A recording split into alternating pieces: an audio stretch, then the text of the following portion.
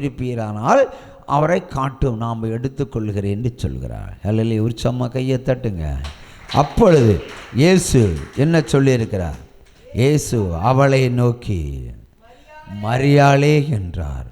அவள் திரும்பி பார்த்து ரபூனி என்றார். அதற்கு போதகரே என்று அர்த்தமா? ஒரு சம கையை தட்டலாமா? அல்லேலூயா, அல்லேலூயா. ஆண்டவர் அந்த இடத்துல அந்த சகோதரிய பேர் சொல்லி அழைக்கிறார். அல்லேலூயா, மரியாளே என்று. உடனே இவளுக்கு ஞானக்கண் திறந்தது, ஆவியினுடைய கண்கள் வந்தது. நிற்பது இயேசு என்று அவர் உணர்ந்து போதகரே என்று சொன்னார். அல்லேலூயா. ஒரு சம கையை தட்டுங்க. இயேசுவை யார் எப்படி தேடுகிறீர்களோ அப்படிதான் அவர் தரிசனமாவார். இங்கே யோவானுக்கு கிடைக்காத தரிசனம், பேதுருக்கு கிடைக்காத தரிசனம் முதலாக தேடின மரியாளுக்கு கிடைத்திருக்கிறது. ஒரு சம கையை தட்டலாமா? அல்லேலூயா, அல்லேலூயா. இந்த தெய்வம் நம்ம தெய்வம், நல்ல தெய்வம்.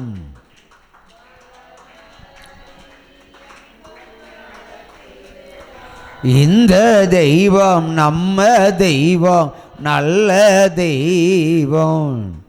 மரண பரியந்த நடத்திடுவார். இந்த தெய்வம் நம்ம தெய்வம்.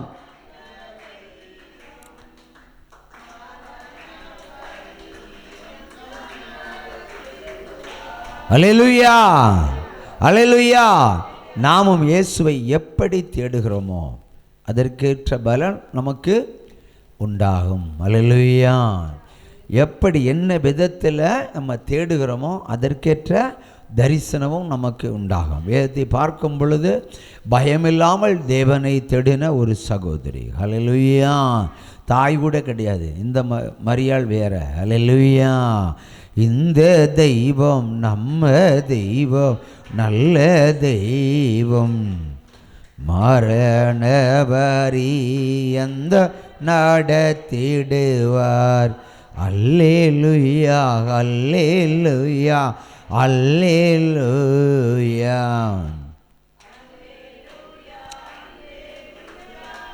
பதினாறாவது வசனம் என்ன சொல்கிறது? வாசிக்க கேட்போம். 16.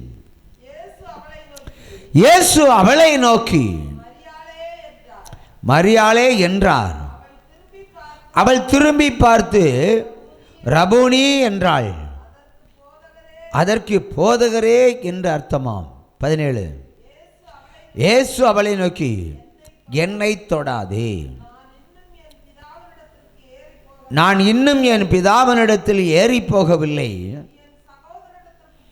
நீ என் சகோதரிடத்திற்கு போய்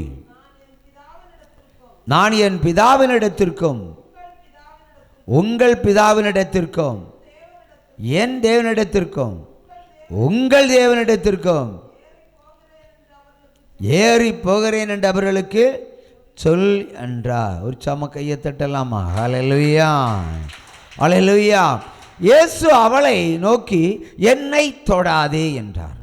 அப்படினால் என்ன நடந்திருக்கும்? 16வது வசனத்தில் ரபூனி என்றாள். ரபூனி என்று சொல்லி அவரை கட்டித்தழுவ அந்த சகோதரி போயிருக்கலாம். இப்போ திடீர்னு இயேசுவை பார்த்த நம்ம என்ன செய்வோம்? ஓடி போய் கட்டி பிடிக்க தான் ஆசைப்படுவோம். அல்லேலூயா. இங்கே தூத்துக்குடியில் இருந்த ஒரு சகோதரர் ஒரு முறை என்னட்ட சொன்னார், நீங்கள் பிரசங்கம் பண்ணும்போது நான் இயேசுவை பார்த்தேன், உங்கள் ரூபத்தில் உங்கள் உடம்பில் இயேசு நிற்பதை பார்த்தேன், நான் ஓடி போய் உங்களை கட்டி பிடிக்கலாம்னு நினச்சிக்கிட்டு இருந்தேன்னு சொன்னார். கட்டி பிடிக்கலாம், ஆனால் என்ன இல்லை கட்டி பிடிக்கிறது? இயேசுவை. அப்படி அவருக்கு தரிசனமாக இருக்கிறார். உடனே அடுத்த கட்டத்தை அந்த ஆசையை அவர் நிறைவேற்றி விட்டார். மறுமாதம் அதே மாதிரி அந்த ப்ரேயர் நேரத்தில் தரிசனமானதுமே அவர் என்ன கட்டி பிடிச்சிக்கிட்டே இருந்தார், என்ன ஜெபம் பண்ணவே விடலை. அல்லேலூயா. ஜெபம் முடியும் வரைக்கும் கடைசி கட்ட ப்ரேயரில் என்னை கட்டி தள்ளி கொண்டுதே இருந்தார். நீங்கள் நினச்சிருப்பீங்க அவருக்கு பிடிச்சி என்னை கட்டி பிடிச்சதுன்னுட்டாருன்னு. அவர் இயேசுவை கட்டி பிடித்து கொண்டு நின்றார். அல்லேலூயா, அல்லேலூயா. இங்கே கட்டி தழுவ இவர் தீர்மானித்த பொழுது மரியாளே, நான் பிதாவினிடத்தில் ஏறி போகவில்லை, இப்போது என்னை தொடாதே. நீ போய் என்னுடைய சகோதரிடத்திலும், நல்லா யோசிங்க, இயேசுக்கு எத்தனை சகோதரர்கள் உண்டு? 4 சகோதரர்கள் உண்டு. மரியாளுக்கு 4 பிள்ளைகள் உண்டு. ஆகவே அவர் சொல்கிற பாருங்க, தன்னுடைய சகோதரர்களை நினைத்து பார்க்கிற அந்த வேளையில் முதல்ல நினைத்து பார்த்த சகோதரர்கள், என்னுடைய சகோதரர்கள் போய் சொல்லு. மற்றவங்களாம் விசுவாசிகள் தானே, ஊழியக்காரங்க தானே. என்னுடைய சகோதரிடத்தில் சொல்லு, நான் பிதாவினிடத்தில் ஏறி போகிறேன். அது எப்படி சொல்ற? என்னுடைய பிதாவினிடத்திலும் உங்கள் பிதாவினிடத்திலும், 2 பேருக்கு ஒன்று தானே. இவர் மாமிசமாக பிறந்திருக்கிறாரு. ஆகவே தான் என்னுடைய தேவனிடத்தில் ஏறி போகிறேன், உங்களுடைய தேவனிடத்தில் ஏறி போகிறேன், உங்கள் பிதாவினிடத்தில் ஏறி போகிறேன், என்னுடைய பிதாவினிடத்தில் ஏறி போகிறேன். அந்த தகவலை சொல்லு. நான் இப்போ உயிர் தெளிந்திருக்கிறேன், சீக்கிரமா பிதாவினிடத்தில் போய் சேருவேன் ஒரு தகவலை, ஒரு மெசஞ்சரை யாருக்கு அனுப்பியிருக்கிறாள்? மரியாள் மூலம்தான் அனுப்பியிருக்கிறார். அல்லேலூயா. ஆகவே சுவிசேஷம் அறிவிக்க வேண்டிய முதல் பாக்கியம் யாருக்கு கிடைத்திருக்கிறது? மரியாளுக்கு கிடைத்திருக்கிறார். ஆக பெண்கள் உறங்கி கிடக்கக்கூடாது, பெண்கள் உறங்கி கிடக்கக்கூடாது. பைபிள் எடுத்துக்கிட்டு ஊராக போங்க கடைசி நேரங்களில். அல்லேலூயா. அம்மி அரைச்சது போதும், உரலில் நெல் இடித்ததும் போதும், பைபிளை தூக்கிட்டு வீடு வீடாக ஊராக தேவனுடைய வார்த்தை அறிவிக்க நீங்கள் புறப்படலாம். இந்த மரியாளுக்கு இருந்த துணிச்சல் உங்களுக்கு வேண்டாம். அல்லேலூயா. உற்சாகமா கையை தட்டுங்க. அல்லேலூயா, அல்லேலூயா, அல்லேலூயா. அடுத்தபடியாக 18வது வசனம், மகதலேனா மரியாள் போய் தான் கர்த்தரை கண்டதையும் அவர் தன்னுடனே சொன்னவைகளை சீசருக்கும் அறிவித்தார். அடுத்து 19, வாரத்தின் முதல் நாளாகிய அன்றைய தினத்தின் சாயங்கால வேளையில் சீசர்கள் கூடியிருந்த இடத்தில் யூதர்களுக்கு பயந்ததினால் கதவுகள் பூட்டி இருக்கையில் இயேசு வந்து நடுவே நின்று உங்களுக்கு சமாதானம் என்றார். கையை தட்டுங்க. இந்த சீசர்கள் என்ன செய்து கொண்டிருந்தார்கள்னா, இயேசுவை பிடித்து சிலுவையில் அறைந்து கொன்று கல்லறையில் புதைத்து விட்டார்கள்.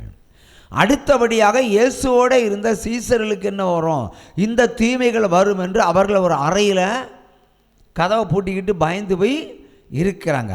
ஆனால் பூட்டிய அறை திறக்கப்படாமலே அவர்கள் நடுவிலே வந்து நின்று உங்களுக்கு சமாதானம் என்றார். ஒரு சமக்கையை தட்டலாமா? அல்லேலூயா. அப்போ தேவன் பூட்டிய அறைக்குள்ளே தரிசனமாகிறார். யாரும் கதவு திறந்து கொடுக்கல. அல்லேலூயா. தேவன் என்பதற்கு இதுவும் ஒரு அடையாளம். அடுத்தபடி என்ன சொல்கிறார்? உங்களுக்கு சமாதானம் உண்டாகட்டும். அல்லேலூயா. இப்போ தேவன் தரும் சமாதானம் தான் உலகத்தில் மிகப்பெரிய ப்ராப்பர்ட்டி, சொத்து. அல்லேலூயா.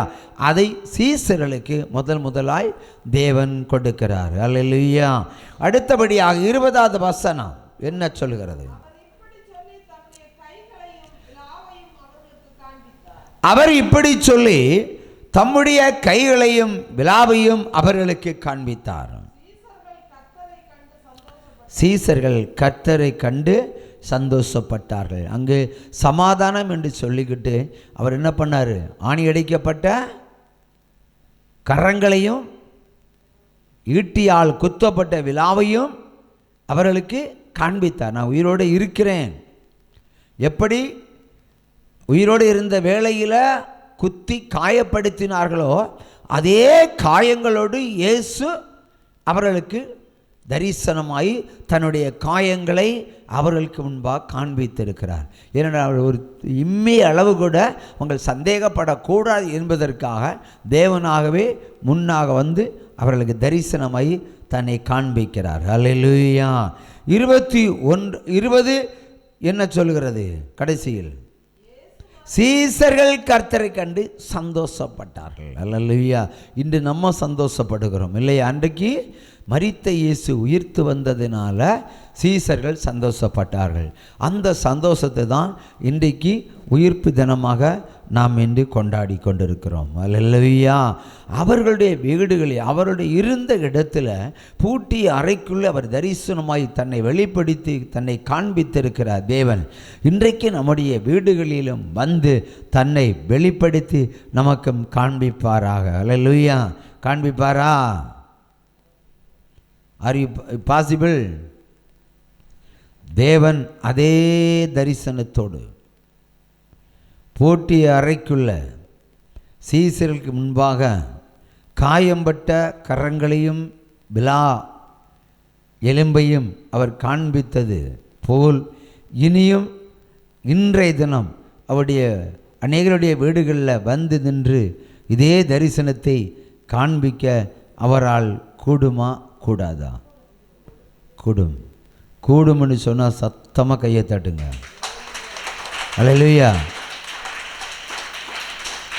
இன்றைய தினமே அநேகருக்கு அவர் வெளிப்படுவார் என்று தேவனாகிய கர்த்தர் பிராப்பசியாக தீர்க்க தரிசனமாக உரைக்கிறார்.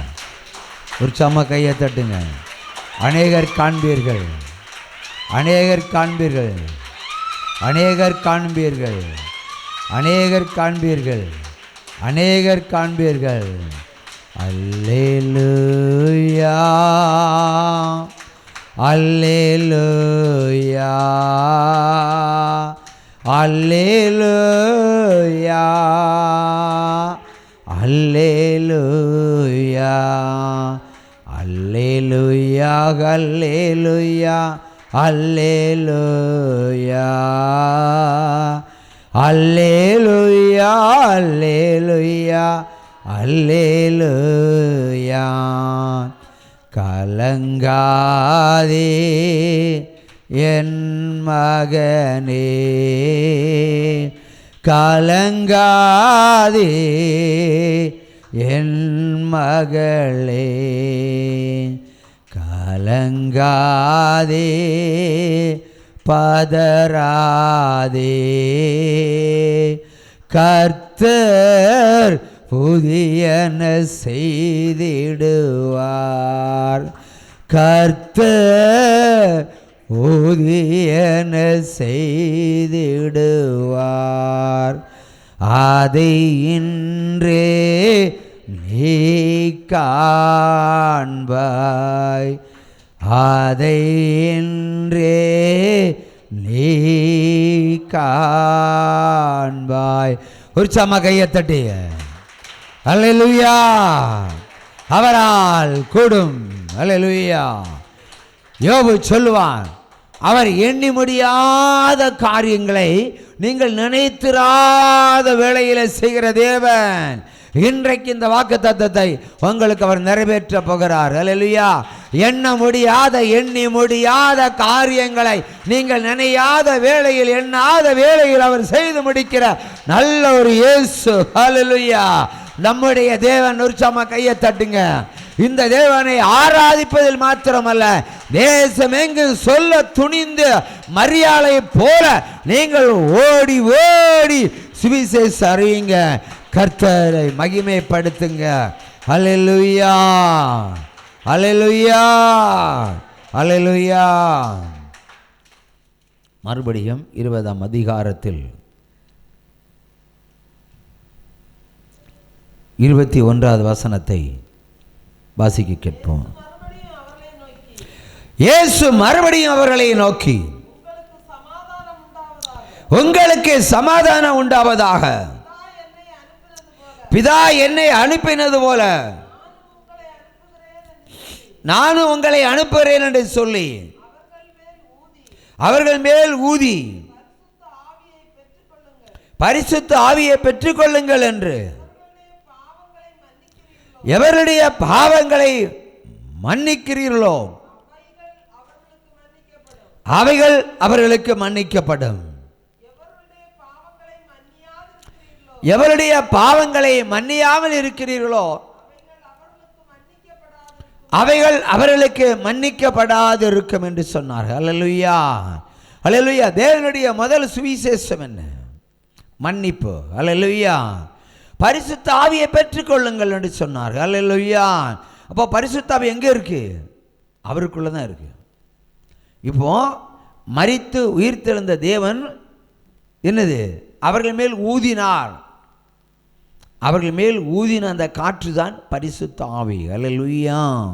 நம்மளை உயிர் வரச் செய்யுது, புதுப்பிக்கிறது, பலப்படுத்துவது, அசுத்தங்களை கண்டு ஓட வைப்பது, தடைகளை நீக்குவது, சாபங்களை நீக்கக்கூடிய அதிகாரம் உள்ள ஒரு ஆவியை அவர்களுக்குள்ள தேவன் ஊதி அனுப்பி சொன்னார், எல்லா இடங்களிலும் சுவிசேஷம் அறிவிங்க. யாருடைய பாவத்தை மன்னிக்கிறீங்களோ அந்த பாவம் மன்னிக்கப்படும். யாருடைய பாவத்தை மன்னிக்காமல் விட்டுவிடுகிறீர்களோ அந்த பாவம் பரலோகத்திலையும் மன்னிக்காமல் விட்டுவிடப்படும். அல்லேலூயா. ஆகவே ஒருவருக்கொருவர் மன்னிப்பை பெறுவதும் ஒருவருக்கொருவர் மன்னிப்பை கொடுப்பதும் தான் ஃபஸ்ட்டு சுவிசேஷம். உற்சாகமா கையை தட்டலாமா? அல்லேலூயா, அல்லேலூயா, அல்லேலூயா.